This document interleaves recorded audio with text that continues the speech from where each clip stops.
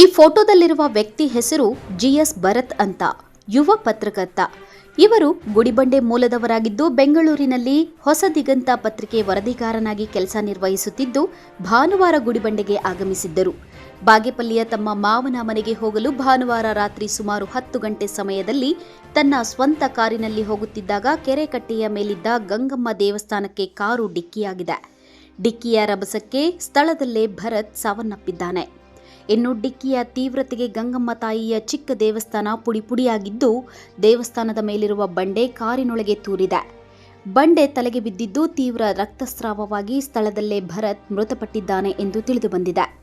ಮೃತ ಭರತ್ ವಿಜಯ ಕರ್ನಾಟಕ, ಹೊಸ ದಿಗಂತ, ಬಯಲುಸೀರಿ ಪತ್ರಿಕೆಗಳಲ್ಲಿ ಗುಡಿಬಂಡೆ ತಾಲೂಕಿನ ವರದಿಗಾರನಾಗಿ ಕೆಲಸ ನಿರ್ವಹಿಸುತ್ತಿದ್ದರು.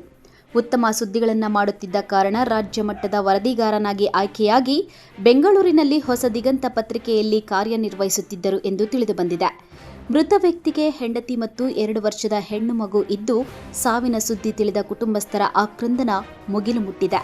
ಹೆಚ್ಚು ಕಾಲ ಬದುಕಿ ಬಾಳಬೇಕಾಗಿದ್ದ ಯುವ ಪತ್ರಕರ್ತ ಸಾವನ್ನಪ್ಪಿದ್ದು ಪತ್ರಿಕಾ ಮಿತ್ರರು ಸಂತಾಪ ಸೂಚಿಸಿದ್ದಾರೆ. N V Venkatesh, MMTV news, Gudibande.